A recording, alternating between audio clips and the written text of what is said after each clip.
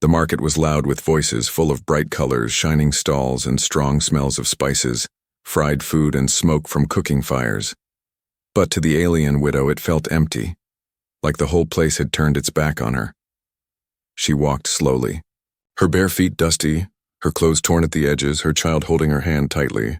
The little one's eyes were big but tired, cheeks pale from hunger. Every step they took felt heavier than the last. She stopped at a fruit stall. The vendor, a tall alien with red scales, crossed his arms as she spoke. "Please, I can work," she said softly. "I will sweep, I will carry, I will clean. My child is hungry, we need only a little." The vendor's eyes narrowed. His lips pulled into a sharp smile. "Work? You are nothing but trouble. Leave before you scare my customers." He waved his hand as if shooing a stray animal. The widow bowed her head, pulled her child closer, and turned away. Behind her, laughter rose, harsh and cruel. The voices cut, her like knives. "See her beg again," one merchant sneered. "She should have left the city long ago," another said. "Who would hire her? She is cursed." The widow walked faster, but the whispers followed her through the market. Her heart was heavy, but her child's weak cough hurt her more than words. At another stall, the smell of bread filled the air, golden and warm. The widow's child tugged her hand, eyes locked on the fresh loaves. She swallowed hard, forcing a smile for her little one. "Sir," she begged the baker, "I will work. I can clean your ovens. I can fetch water. I ask for nothing but bread." The baker's face hardened. He threw a rag at her feet. "Your kind brings bad luck. I don't want you near my ovens. Go before I call the guards." Her child's eyes watered, not from tears, but from the painful hunger twisting inside. The widow bent down, picked up the rag with shaking hands, and placed it gently back on the stall. "I am sorry," she whispered, and walked away. All around, the market was alive. Voices shouting, prices, coins clinking, food sizzling on hot pans, but to her, it was a storm of doors shutting in her face. She found a broken step near an empty corner, sat down and pulled her child into her arms.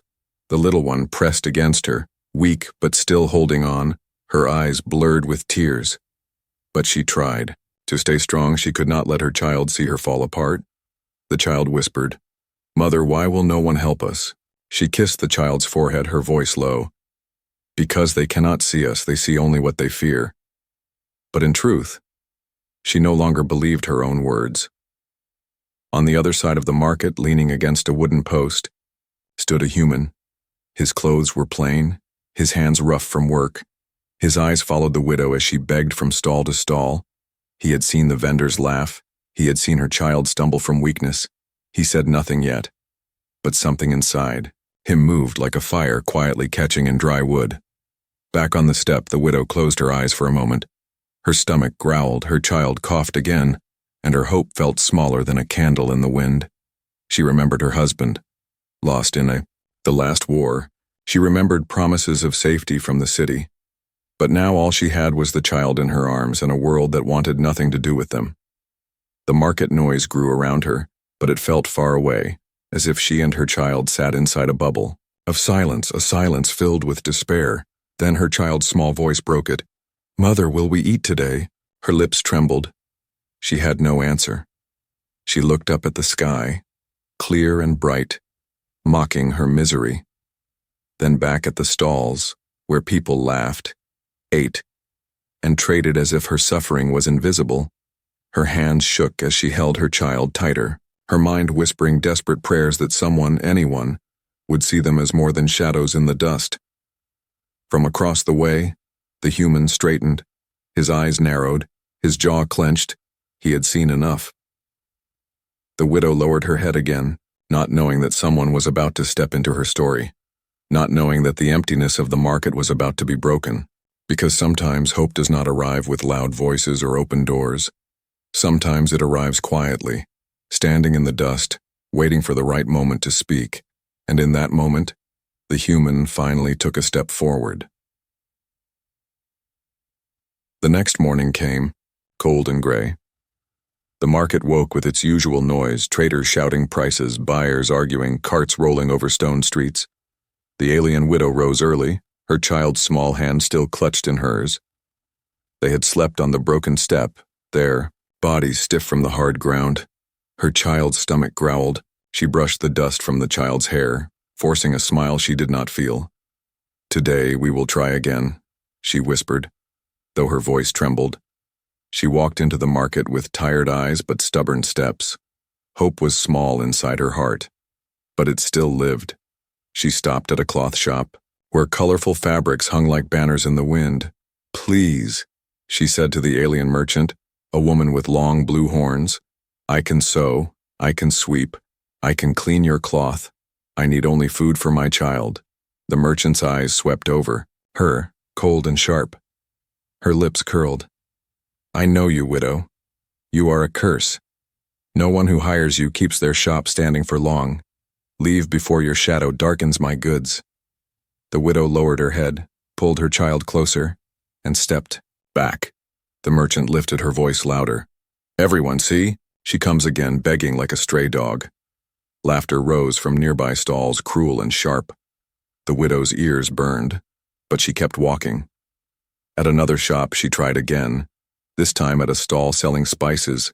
The strong scent filled the air, burning her nose. The merchant was old, his skin cracked like dried leather.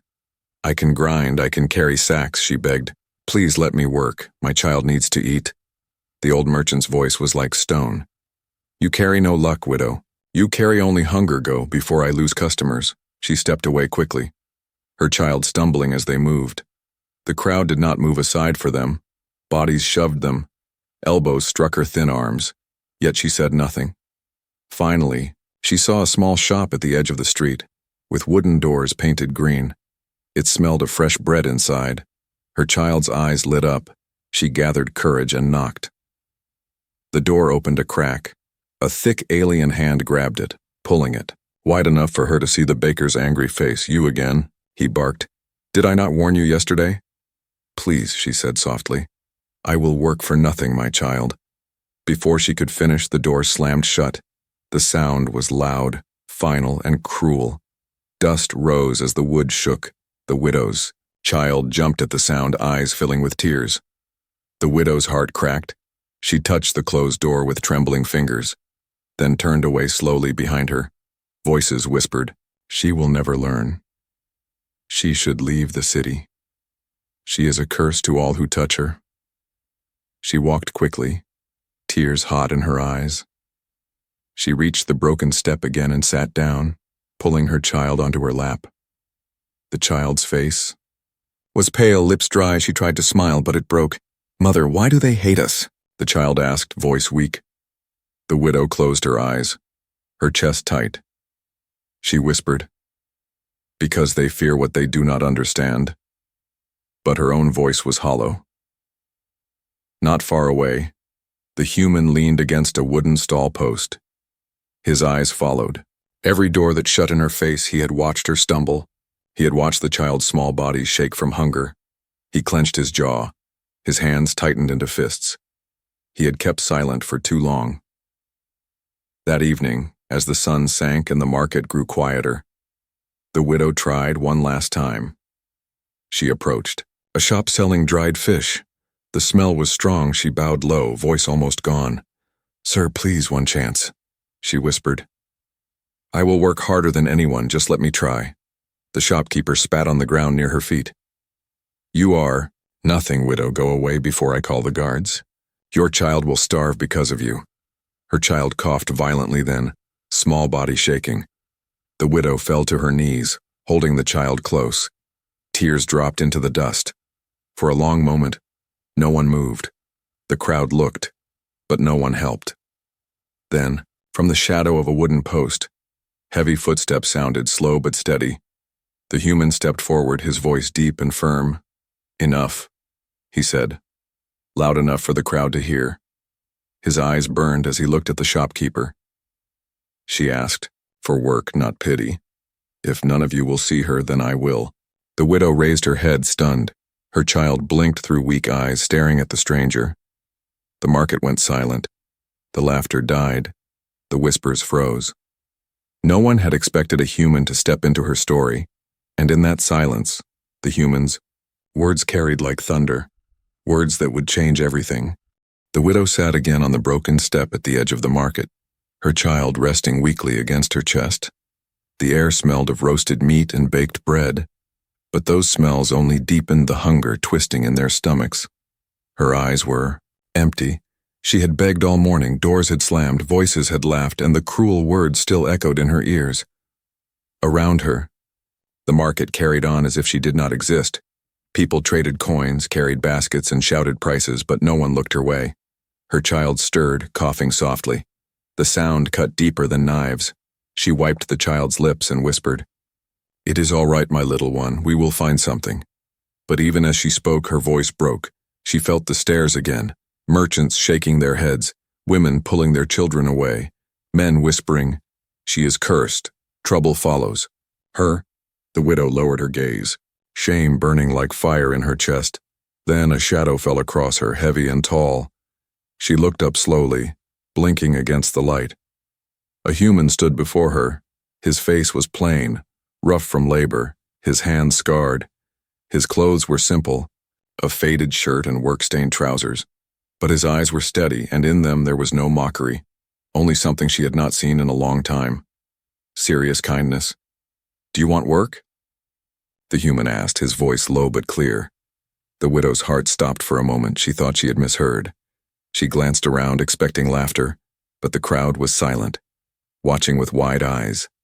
She pulled her child closer, her voice trembling. "Work? For me?" The human nodded once. "Yes, for you."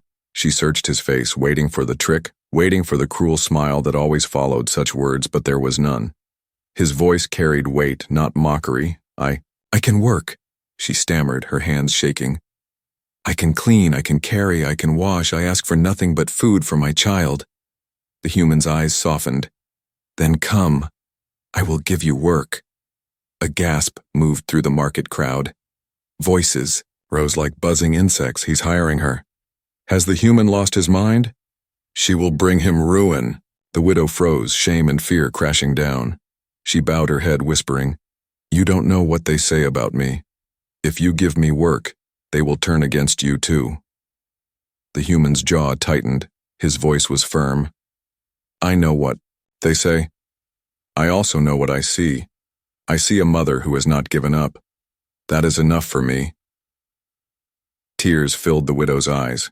She pressed her forehead to her child's hair, overwhelmed. The child looked up weakly at the human, whispering, "Will there be bread?" The human crouched down, his rough hand resting on his knee. He looked at the child and smiled faintly. "Yes, there will be bread and more. But you must promise to help your mother." The child nodded slowly, eyes wide with both fear and hope. The widow tried to stand, but her knees gave way. The human reached out quickly, his strong hand steadying her. For a heartbeat, she wanted to pull away, fear of judgment too deep. But then she realized his grip was not harsh, not controlling. It was steady, solid, real. He helped her rise. The crowd stared, their whispers hissing like snakes. "She will bring him bad luck. Humans do not know our ways. He will regret this," but the human ignored them. His gaze never left the widow's face. "You will work at my shop," he said simply. "There is always something to do. It will not be easy, but it will be honest. Do you accept?" The widow's lips trembled. Her heart raced. She looked down at her child, who held her hand tightly, eyes shining with desperate hope. "Yes," she whispered, her voice breaking. "I accept." For the first time in years, the word tasted like life instead of ashes. The human gave a single nod, then turned, leading the way through the crowd. The widow followed slowly, her child clinging to her side. Every step felt unreal, as if she might wake and find it all gone. The market eyes followed them, filled with anger, shock, and curiosity. But no one dared stop the human. His steps were steady, his shoulders broad, and his silence carried more weight than their loudest jeers. As they walked, the widow whispered to her child, "Hold on, my love, perhaps this is the beginning." The child's small fingers tightened around hers. Behind them, the broken step sat empty. But in her heart, something fragile had begun to stir, something she thought she had lost forever.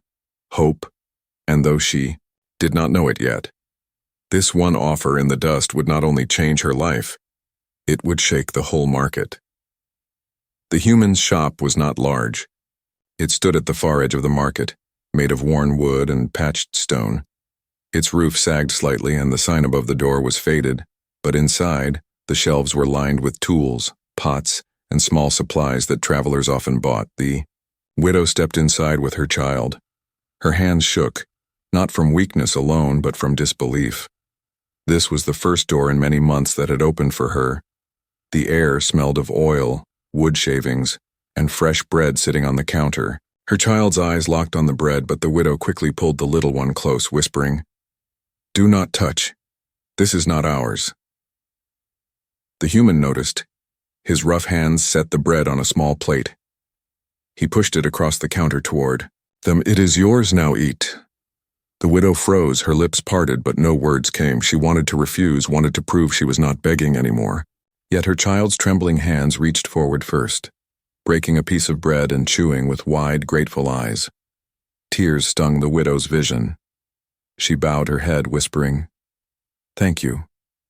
The human simply nodded, as if it were the most natural thing in the world. Then he placed a broom in her hands, the handle rough but steady. "The floor needs sweeping. Start here." The widow blinked. She had expected mockery, or some trick, but his voice was plain and firm, not cruel. She gripped the broom, her hands, weak at first, but she began to move it across the dusty floor. Her body ached, but she pushed through. Her child sat near the counter, slowly eating the bread, watching with round eyes as the mother worked. For the first time, the child saw her not on her knees begging, but standing, working. The human fixed a shelf while she cleaned. His silence was steady but not heavy. From time to time, he glanced at her progress, and once, when she stumbled, he moved quickly to catch her elbow. "You must rest when you need to," he said, but the widow shook her head. "I will not rest. Not while I can work, please. Let me prove myself." The human did not argue. He respected the fire in her voice. By noon, her arms ached, sweat lined her brow, and her knees felt weak. But the shop floor shone for the first time in months.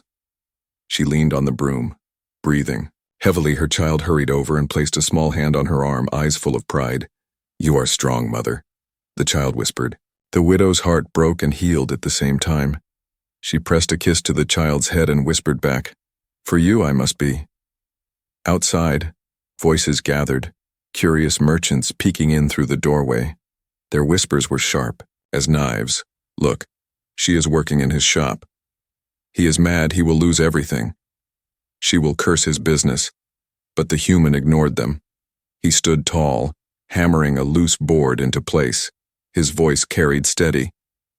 "If you have time to gossip, you have time to tend your own stalls, leave." The merchants grumbled but stepped away, though not far. Their eyes still burned with envy and suspicion. The widow heard their words, but she kept sweeping. She had learned long ago that shame could not feed her child, only work could. By evening, her arms trembled with exhaustion, her back hurt, and her fingers were blistered from holding the broom and scrubbing the counters. But when she looked at her child, sitting with a full stomach and a tired smile, every pain felt worth it. The human placed a small basket in front of her. Inside were a few coins and a loaf of bread. "Your pay," he said. "It is not much, but it is honest." Her breath caught. She had not expected money. Her hands shook as she lifted the basket. I do not deserve this. You worked," the human said simply. "You earned it."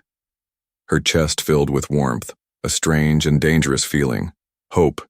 That night, as the shop closed, she stepped outside with her child. The stars blinked above. The market was quiet, shadows stretching across the streets. The child tugged her hand, whispering, "Mother, we will not go hungry tonight." The widow knelt, pulling the little one close. "No, not tonight," she whispered, tears sliding down her face, "and maybe not tomorrow."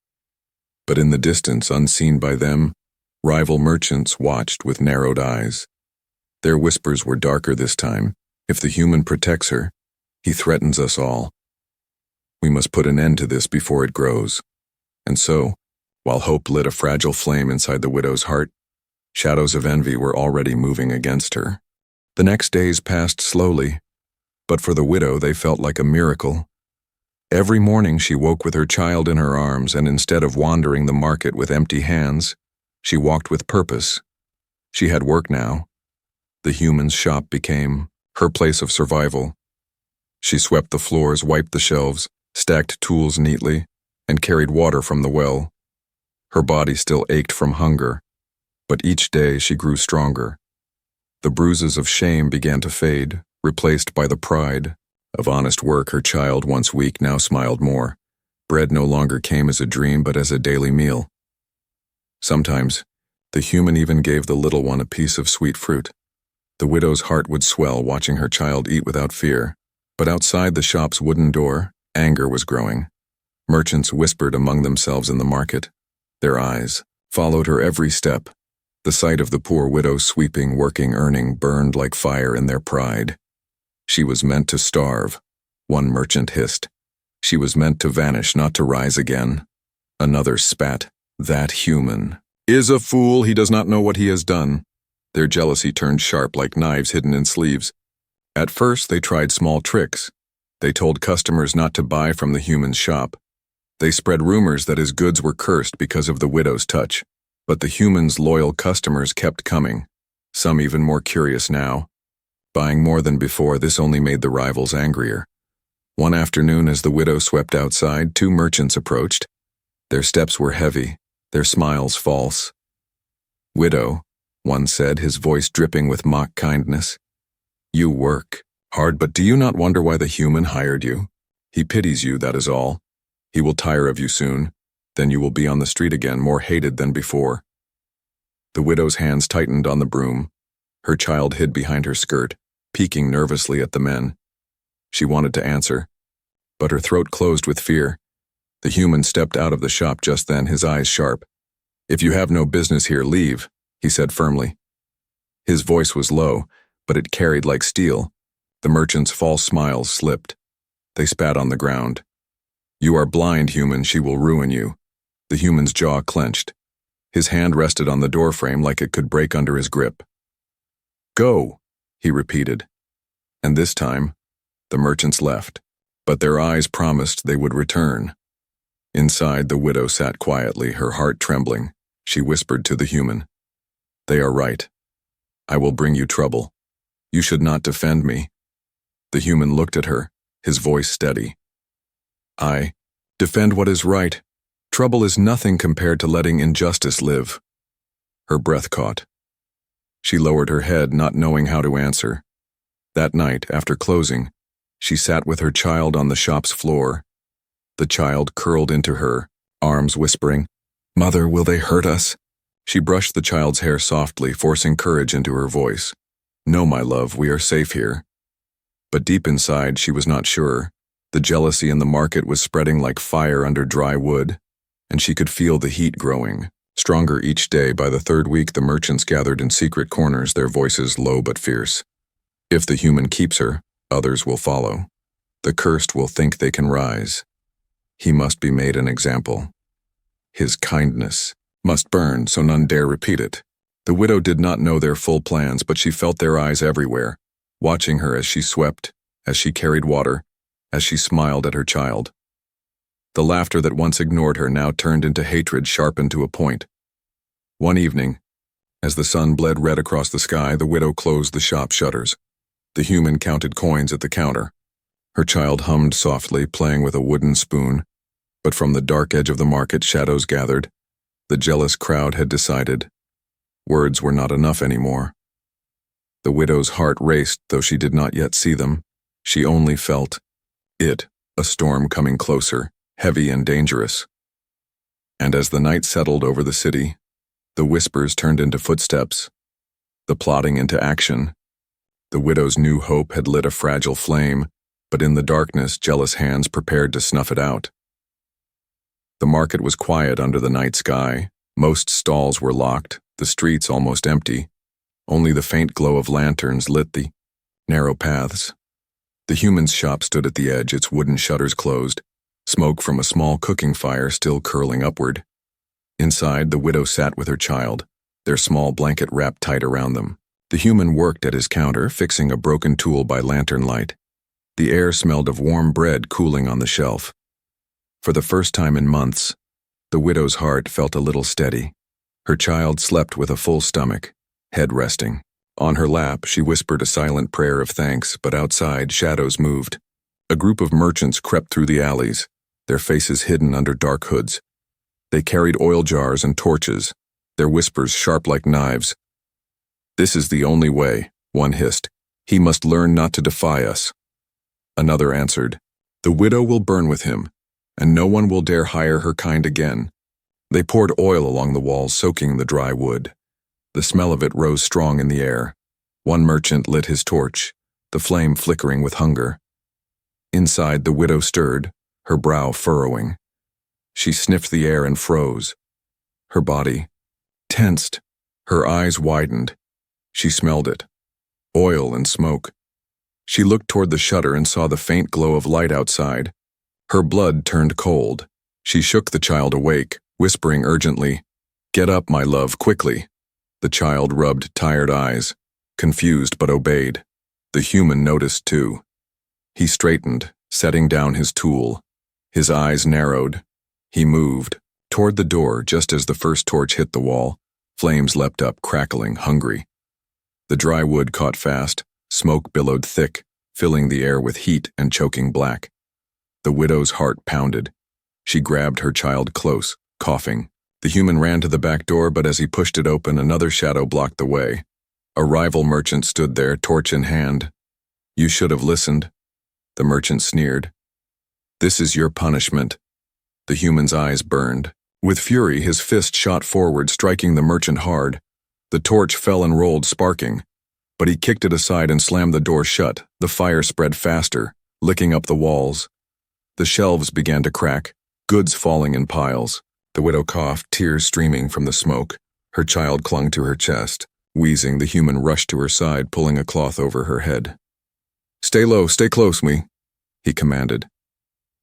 His voice was rough but steady. He kicked a barrel of water over the flames, but the fire hissed back, stronger. The oil had done its work. The shop was becoming a furnace. The widow's legs shook, her arms weak, but she refused to let go of her child. Her eyes darted wildly, searching for escape. "We cannot," she started, but the human cut her off. "We can," he said, his eyes locked on hers, firm and unyielding. "I will not let you die here." He grabbed a heavy cloth, soaked it quickly in the last barrel of water, and threw it over their heads. Smoke swirled. Heat burned their skin, but he pushed forward, leading them through the growing flames. The front door was blazing, but he smashed the wood with his shoulder, splinters cutting his arms. With one last push, the door burst open, and they tumbled out into the night air. The widow gasped, clinging to her child, coughing violently. The human stood over them, chest heaving, eyes scanning the shadows. The merchants who had set the fire stood frozen, their torches still burning in their hands. They had not expected the three to survive. They had not expected the human strength. The market stirred as neighbors awoke, doors opening, eyes widening at the sight of flames and smoke. The human turned, his voice roaring like thunder. Look at what they have done," the crowd gasped, murmurs rising. Some rushed to throw water on the flames, others grabbed buckets. The jealous merchants slipped back into the shadows, fear finally breaking their courage. The widow knelt on the ground, holding her child close. Her body shook, her face wet with tears, but when she looked up at the human, standing tall against the firelight, her heart filled with something new. Trust. He had chosen to burn with them rather than abandon them. He had fought for their lives. He had carried them out of the fire, and though the shop's walls cracked and burned behind them, though the air still smelled of smoke and loss, she knew this night had changed everything, because the market had seen, the city had seen, and the truth was stronger than any rumor. The poor widow was no longer invisible. The fire smoldered through the night. Smoke hung heavy in the market air. Ashes floated like gray snowflakes. The human shop was blackened, its roof half-burnt, its shelves broken. Yet it still stood, scarred but unbroken. The widow sat on the ground with her child in her arms, both wrapped in a blanket the human had thrown over them after pulling them from the flames. Her body trembled with exhaustion, but her eyes stayed on her child's face. Relief washed over her each time she saw the little chest rise and fall. Around them, neighbors whispered. Some carried buckets of water to stop the last sparks. Others stared with wide eyes at the human and the widow. The jealousy that had once fueled cruel laughter was gone, replaced with shock and shame. At dawn, the first rays of light touched the market. The human stood tall before the burned shop. His shirt was torn, his arms cut and bruised, soot covering his face. Still, he looked unshaken. The widow rose slowly, still holding her child's hand. She turned toward him, her lips trembling. "You should have left us, you could have saved yourself, but you stayed." The human's gaze met hers, firm and steady. No one deserves to burn because others cannot stand to see them live. Tears filled her eyes. She lowered her head, whispering, "You gave us more than work. You gave us life." The child tugged the human's sleeve, small voice hoarse from the smoke. "Thank you for saving my mother." The human knelt, placing a rough but gentle hand on the child's shoulder. "Your mother saved you first. I only helped." The market crowd grew larger as word spread. People pointed, murmured. Some bowed their heads. In shame, others dared not meet the widow's eyes. For too long they had treated her as less than nothing. Now they had seen her rise from the ashes with courage. One bold merchant stepped forward, his voice uneasy. "Human, you cannot keep her here. The fire has brought trouble enough. You must send her away before worse comes." The human turned slowly, his eyes hard. His voice carried like a hammer striking stone. "She works here. She stays." The crowd fell, silent. The words cut through the air, final and strong. The widow gasped softly, her hands tightening around her child's shoulders. She had expected him to regret hiring her, expected him to give in to the pressure. Yet here he was, declaring, her place before all. Her knees nearly gave way. She whispered, "Why? Why risk so much for me?" The human's face softened. "Because everyone deserves a chance, and because you did not give up, not even when the world turned against you." The widow pressed her forehead to her child's hair, her tears falling freely now. Her heart, which had lived so long in silence and despair, felt alive again. As the sun rose higher, people began to bring things. Buckets of water, planks of wood, even food. Some came quietly, laying gifts near the shop as if trying to wash away their guilt. Others offered words, hesitant but real. "Here, take this bread for the child. We will help fix the roof. We were wrong." The widow's hands shook as she accepted. For so long she had been invisible. Now for the first time she was seen by noon. The human and the widow worked side by side, cleaning the ashes, repairing what they could. The child carried small tools, trying to help with determined little steps. Each moment felt like stitching broken pieces back into something whole. The jealous merchants who had set the fire did not return. Fear had stolen their courage. The truth of their crime spread quickly, and the market no longer believed their lies. When evening came, the human lit a lantern inside the damaged shop. Its glow shone through the broken wood, faint but steady. The widow stood in the doorway, her child leaning against her leg. The sight filled her with quiet strength. "This place still lives," she whispered, almost to herself. The human nodded. "And so do you." She turned to him, her eyes full of gratitude. "You gave us hope when no one else would. I can never repay this." The human shook his head. "Live, work, raise your child strong, that is repayment enough." The widow bowed deeply, not out of shame but out of respect. Her child copied her, small head lowering with pride. The market watched, and for the first time they did not laugh, they did not mock. They stood in silence, moved by the sight of a human, a widow, and a child standing together against the ashes of hatred And so, from that day, the poor alien widow was no longer just a shadow in the dust.